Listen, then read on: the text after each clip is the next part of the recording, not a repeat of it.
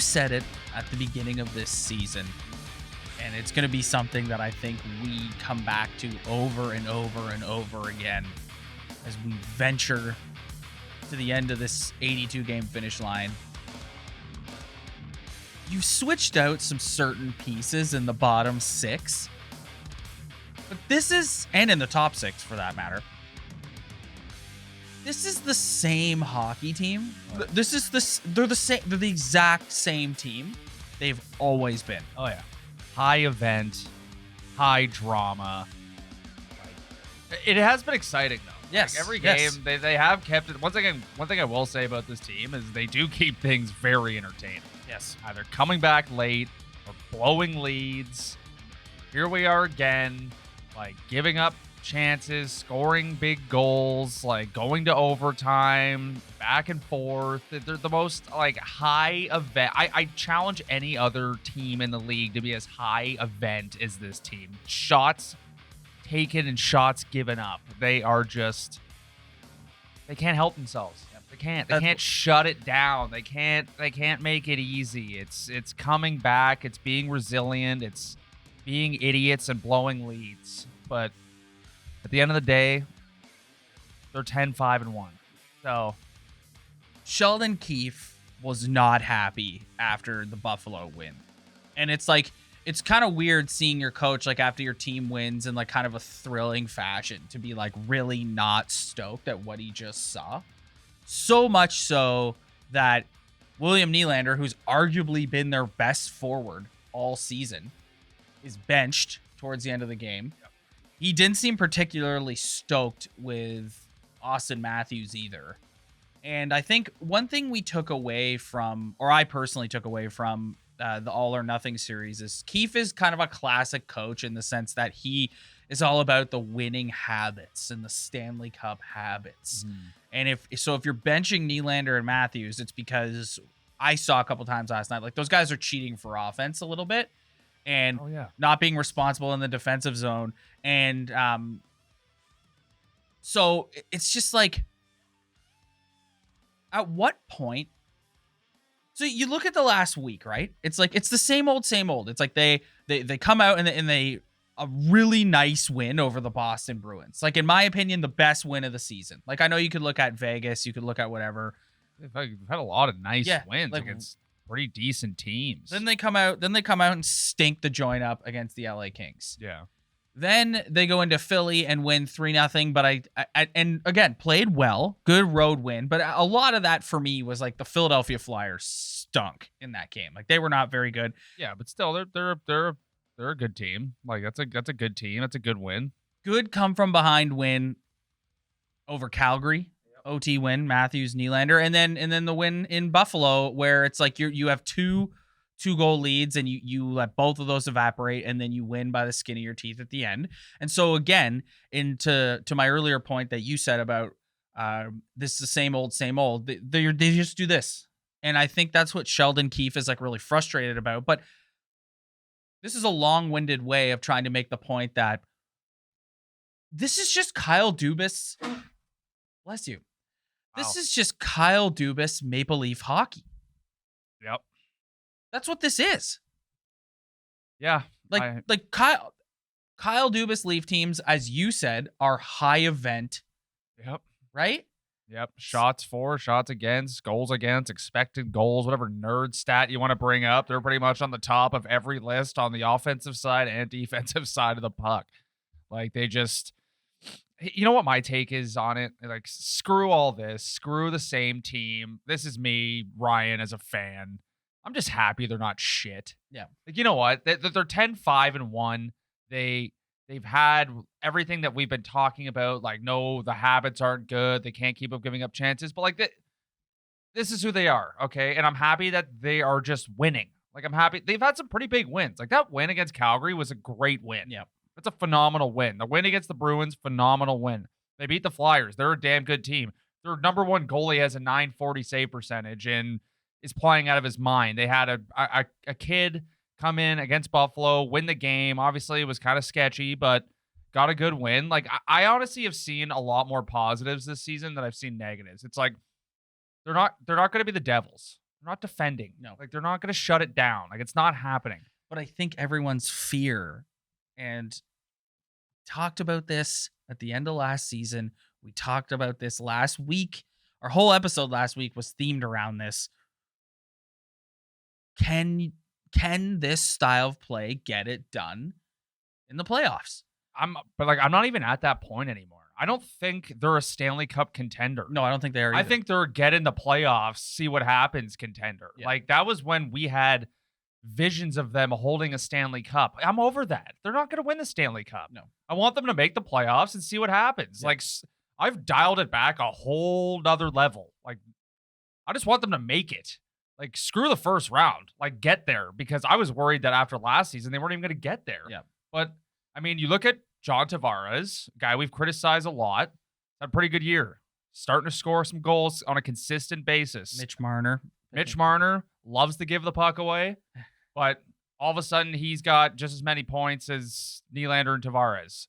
Austin Matthews shoots the puck more than anybody else I've seen in the NHL. So does William Nylander. They are all contributing. They're all getting offense. Their number one goalie is playing well. Morgan Riley is playing pretty well. Everyone else is like, there's still some defensemen in there that I'm not a huge fan of, but they're contributing. The top guys are contributing, and they're winning hockey games. I don't really, at this point, I'm just closing my eyes, and I don't care how it's done. Mm-hmm. I don't think they're contenders. I want them to make the playoffs, and if we have to endure another first round exit, that's going to suck, Yeah. and we're all going to lose our mind again, and I'm probably going to be a hypocrite.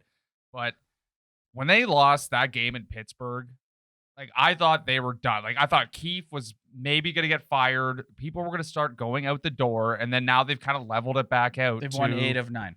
Which is pretty damn good. Yeah. No matter how you do it. Obviously, it's not the way the Lightning do it when they've won the Cup the past 2 years, but man, like, I just want to see them get in the playoffs, because I can't talk about a team that's not in the playoffs, man. Can we clarify a stance on a narrative that was going through this fan base, which was largely perpetuated by the media? But I think you and I haven't discussed this previously, but I think that you're with me on this, right? So the huge narrative in Toronto sports media with respect to the Leafs all last week was, well, if the big four aren't scoring, nobody's winning. They're not getting much secondary scoring. I want to make myself abundantly clear right now. If the entire rest of the season, the bulk of the goals are scored by the quote unquote big four, good. That's exactly what you want. Yeah. What made that Bruins game so great? It was the big boys who contributed and got all the points. I'm not really worried about how, if they're getting shut down, David Kampf is not scoring. You are paying these 4 guys half your salary. Take a friggin' shot every time somebody says that. You're paying these 4 guys half your salary cap. They should be contributing half your offense, more than half of your offense. Yeah, sorry. And they are. Yes. Like, they have been. They've been scoring massive goals. So it kind of pissed me off, because it's just like shut up. Like, honest to God, shut up. Like, it's like, on the one hand, if the big four aren't going, it's, well, look at the way this team is constructed. You've got all this money in 4 guys. You can't rely on that. The big four are going, well, they're not getting any secondary help. And it's just like, shut up. They've won 8 of 9. The big boys are scoring. They're contributing. Every top team's top player leads their team in goals and assists and points. Exactly. I don't understand. So like, when people criticize like the Leaf fans in the media about like living in our own world, like, that's the type of shit that, like, they're right. Yeah. They're right. They're absolutely right. I would like to see, like, at this point, I'm like, there's a couple guys. Like, Nick Ritchie makes me sad. Like, watching him play hockey, he makes me, like, legit upset. I want this guy to score a goal so bad, because he looks like such a loser out there. He played well in Philly. Like, he just needs to score a goal, Like, it sucks coming over. The guy was on the first line. Mm-hmm. We're talking Hyman replacement. Yeah. We're talking maybe 20 goals. And the guy, it's like he's an extra. It's like he's a call-up out there. And you just, like, want him to, like, get a Gino. And then, I know Kasha moves up to the top line against Buffalo, but that mustache belongs in the Hall of Fame. like that, when Engvall and Camp and whoever else is Pierre on the Engvall ice, could not dude, that's put the puck in the ocean. that looks like an AHL line. Yes. Like that line could be on the Marlies, you know, like Pierre Engvall could have a wide open net and be out there by himself and would still have a difficult time scoring. That goal David Camp scored against the Sabres is probably the nicest goal he's ever going to score in his career. Yeah. Just bank it off 3 guys and somehow slide it in. Like that was a bar down snipe for David Camp the other night. Yeah, the Nick Ritchie thing. I mean, I feel awful for the guy. He needs to score a goal. His confidence is completely shot. Like you could see it in the Philly game, like they were really getting behind him. With Tavares out, he got kind of a chance to play up the lineup, and I thought that was his best game. The game in Philly was his best game as a Leaf. Like no two ways about it. But Rob, you just mentioned his name. I think John Tavares has been phenomenal. Yeah, he had a slow start. Span. Yeah, he had a bit of a slow start, but he's really picked it up. He's doing everything he can with his skill set. I know the money is the money, but I think right now he's doing everything he can with his skill set to contribute as much as he can. Yep. If he's scoring goals and winning faceoffs and not giving the puck away, like he has to just bang in goals. Like that's gonna where his value comes in strong. And I think he's been watching him score is awesome. Like watching him contribute is awesome because we hate coming on here and criticizing him. So I think he's been phenomenal so far over the past like 2 weeks. I wanted to give a quick shout out and tip of the cap to the folks who in the off season when they were assessing all the new players that Dubas was bringing in, who kept highlighting Kase and being like, this is a good pickup for them. And I've been watching the last like week or so, and I've been thinking like, let's give this guy a look up the lineup. Like I like Michael Bunting. I think he fits in up there fine, but I was like, this guy's got better touch than Bunting has. Like let's get him up there. Yeah. Goes out and gets another goal. Mm-hmm. I love him. I love when you just find guys like that and you know nothing about them and they just come in here and they just play well. Yeah, when you take a flyer on a couple dudes, one of them's bound to turn out. Yeah. One of them's bound to turn out. Yep. So it was nice seeing him move up in the lineup for sure. Let's talk about let's just touch on Joseph Woll a little bit. Like this team and their luck with backup goaltenders. Like, oh my God, or man. just goaltending, depth in goaltending in the organization. Like, when Kyle Dubas's tenure as Leaf general manager eventually ends, one of the things I think people will look back on, like other than the way he constructed the team with the salary cap, one of the things I think people will look back on is like the bizarre backup goaltending situation that has existed here. And part of it is his fault. I think early on he didn't value that position enough and didn't like when he let McElhinney walk and we had like the Garrett Sparks debacle and then like Michael Hutchinson up and down, just always kicking around. Like it was like injuries too. Then he brought in Jack, but then there's this whole other element of it where it's like, it hasn't been his fault. Like he brought in Jack Campbell to back up Fred, and Jack Campbell, who has now cemented himself as the number one, did struggle with injuries. Yeah. You go and you get Mrazek, and we're all going, this is exactly what we need. We need a tandem style duo where like Campbell's your number one, but Mrazek can take like a good chunk of the games. Guy gets hurt immediately. Yeah, he's gone probably for like another. He's got to be coming back somewhat soon. No, another couple weeks. Oh, he's 4 weeks on it because he had the groin. Goalies and groins, man, you got to be so careful with that. Like they brought him back a little early and he wasn't ready, and now he's re-injured and he's out again. And so you default to Hutchinson because he has the NHL experience, and Hutchinson 2 years ago was the most abysmal goaltender I've ever seen in my life. And then Hutchinson last year in the All-Canadian division wasn't that bad. Like for a third stringer, he was pretty good. Yeah, he had a good little record. But I think you look at the decision to put Woll in there and are like, is it Woll or is it Wall? I've heard it pronounced both ways. Wool. Wool. I don't know. I'm gonna say Wool. You put Joseph Wool in there, and he played okay. Like, but I think it was just sort of. I think the guys feel a certain way when Hutch is back there, and so I think it was an attempt to like try and invigorate them to be like, let's get this kid his first win. It invigorated me as a fan too. Like Yeah. I was like, how can you look? A goaltender is the hardest position in sports. Yes. Like one of the hardest positions. So for a team that has like the worst, like you said, like it's their curse, or the worst depth in net Yeah. of all time. Yeah. Like never any prospects, never any guys coming up. Like it's just taking flyers on dudes, signing old guys. Yeah. So to see a depth goalie in their organization come up and make his debut as a young kid, like I was just praying that they were going to pull that one out for him last night, and they did. Yeah.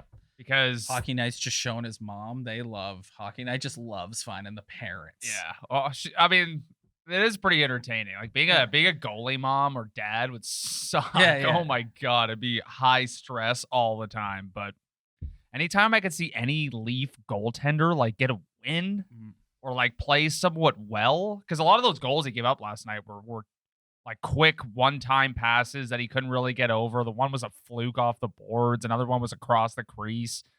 So anytime I could see a Leaf goalie playing well, brings so much joy to my heart. And they got the win for him, like you said, and that was really good. But I think like hopefully it sticks, and because Cambell I'm starting to get a little worried about Jack Cambell and his workload. Like the guy he has been without question. Like if you're gonna assess, like I said, we're a month into the season. If you're gonna assess who their best player has been, it's not close, in my opinion. Like you could put Nylander in there, but like Jack Cambell, they are not 10-5-1. They have not won 8 of their last 9. Off the charts. It's not for Jack Cambell. Some of the saves he made against Calgary the other night, oh my God, just sensational. Yeah, he's pretty clutch. Yes. Comes up with pretty clutch third period saves. That's for damn sure. But I love hearing you talk about Jack Cambell, because you were somebody who you were like, if it ain't broke, don't fix it, with respect to Freddie. And Jack Cambell has come in and just won you over as like a... Yeah, like how do you predict a guy who has no track record, who can't stay healthy? Yeah. Like, but dude, anytime, you know how you just bail yourself out all the time in this league? Yes. Have a goalie who could play, who could stop pucks. Yep. Like that can mask so many issues. It's not even funny, and it can get you to a playoff spot, or it could even win you a series in the playoffs if a guy gets there and plays well. But dude, like nobody expected this. Like this is it's like Vezina level he was goaltending so far this season. I was watching, I had one of the networks on the other day, and they were doing like projected Olympic rosters, and he's on the projected Team USA roster. Yeah. Yeah, it's like a third guy or something. Yeah. Right? No. Like, and that makes sense to me. Aren't you waiting for the wheels to fall off? Well, I think he's going to. Like, there was the one in LA, but or when LA came to Toronto, but other than that, like, I think, like I said, I'm a bit worried about his workload, because he has a history of injuries, and like you hoped with Mrazek that like this could be a guy who could play every third game, fourth game, like just take how many games would you ideally want Jack Cambell to play out of 82? Just a little more than half, I guess. So you hoped Mrazek would sort of say like just under 50. Yes. So you'd hope Mrazek would pick up the slack, and they've had terrible luck with his groin, and now it's sort of in flux again. And I thought Joseph Woll looked good too, but the guy's never had over 900 save in the A. Yeah, no. So it's like you can't, if he's your backup goalie option, then you're riding Jack Cambell. No, yeah. Right?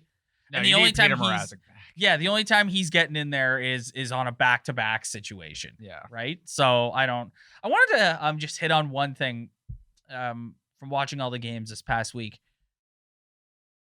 He definitely has his moments where he looks like a bit of an overwhelmed rookie out there.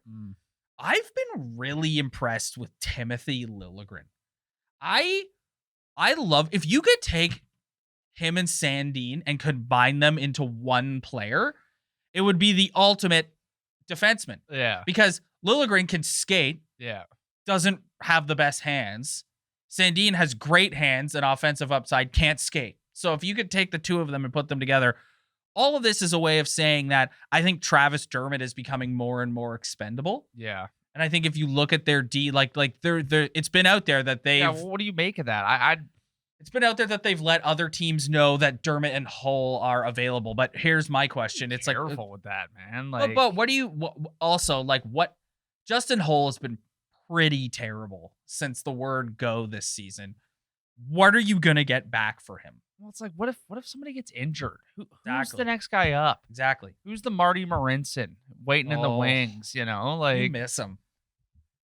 That's what I'm worried about. It's Yeah. like you can't just be tossing D man out the boat when No. your D sucks Yeah. and you're like one bad injury away from like what if Morgan Riley goes down for like 3 weeks? What if Jake Muzzin goes down? Yeah. What if TJ Brody Jake goes Muzzin down? is going Yeah. down. It's not a matter of if, it's when. when. Yes. It's when he goes down. No, it'll be right when they need him in the playoffs. Yeah, or like, Yeah. or he'll be playing his best hockey of his career, and then 2 weeks before the playoffs start, Yeah. he'll go down, and then he'll come back, and he won't have his His time. time, yeah. And he'll be take a while, like whatever. Quick little thought though. Yeah. We haven't mentioned it. Sheldon Keefe might cry about Stanley Cup habits, but they've fixed that penalty kill. Oh, Their power play is starting to get better. Dean Chenoweth. Yeah, their special teams are getting better. It's amazing when we should start our own segment where I just talk about the power play for like 3 minutes. Dean Chenoweth looks like the type of guy who wants to sit you down and talk to you about last month's business or last quarter's results. But that dude came in here and is just like, we're going to fix this PK. Yeah, and PK's goat. Yeah. Commitment from everybody to be aggressive, and their line changes on the PK are phenomenal too. Yes. They never have guys out there too long. And if I get to my weekly power play summit, Yeah. See what happens when you move the puck quickly. Like just like when you're doing your passing, you have your quarterback up top. Like you need to just move that thing quickly and fire the shot quick. Like Riley, I think it was against Buffalo where he got the puck quick, fired it on net. Johnny tip, Nylander the other night with the one timer. When they get a little silly, just like getting the pass and they turn around and find that guy right there. Like I know. they need like give and goes, quick passes, because when it's quick and they fire a puck, man. This team sure loves to look pretty. Don't Oh they? yeah, they're back. Yeah. They just love, like, you've got the dirty garbage goal right there to just banging in the net. And nope, we got to take it. We got to twist back. And I think everything. I think your outlook on this team right now, from them being in second in their division to clearly them still being something. You know, like they're not brutal. They're still they're a good playoff team. They're a playoff team, like you said. It all depends on your expectations for this team. Like I said earlier, I've dialed mine way back. I'm getting the playoffs, see what happens type of guy. I'm not what are we gonna do in the first round type of guy anymore. This team, here's my take on the situation. If they're gonna get in the playoffs and do damage, and this is another, I'm becoming the king of the Captain Obvious quotes on this show lately, but like, if they're gonna get in the playoffs and do any damage, it's gonna be because Jack Campbell. Like Campbell is gonna be the one who held. If they're gonna win a round, it's gonna be because Jack Campbell is lights out. Well, that's what they've kind of. Well, they need their top players to be better for sure, but they've kind of missed that. Yeah, like Freddie never did it. No. Campbell didn't really do it last year, even though he had pretty good numbers. But when's a goalie gonna just stand on their head? Like when are we gonna get like in the early 2000s where Curtis Joseph, like, the Leafs just swept the Senators because Curtis Joseph was like, I'm not losing.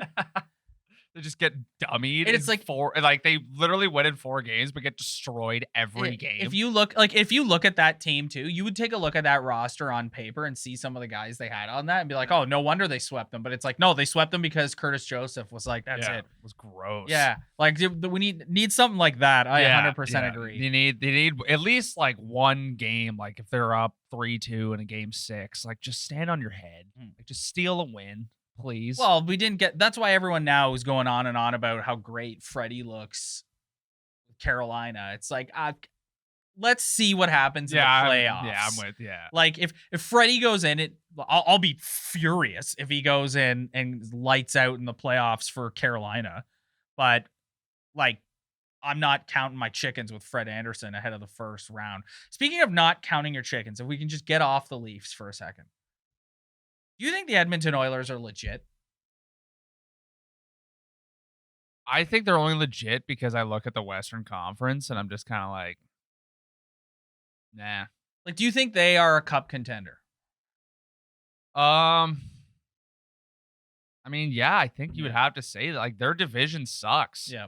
That division, and who's challenging them in that division? Unless Vegas gets everyone back healthy and starts playing better. Like, you have like St. Louis, like the Central, there's a couple okay teams. I still think that they can be had. Like, they have those nights where, like, if you shut down Connor McDavid, like, you're gonna win. You know, like obviously that's a very obvious statement. Goaltending but like, too. Yeah, like Mikko Koskinen or Mike Smith or I just don't think you're winning a Stanley Cup with Mike Smith. But if there's two players that could score their way through a round or two, like it's those two guys, man. Like they're so good. Like it's gross. Like Leon Draisaitl is like I don't like. You think McDavid's leading the league in points, and you go check, he's like 4 ahead of him. Yeah, it's like who the hell is this guy? I know. Like I know. Why is he so gross? I know. Like I know. I hate the Edmonton Oilers. I can't stand them. I wish nothing but losses for them. Yeah. But I think you look at that Pacific and it's like, it's pretty terrible. It's not good. No, it's not good at all.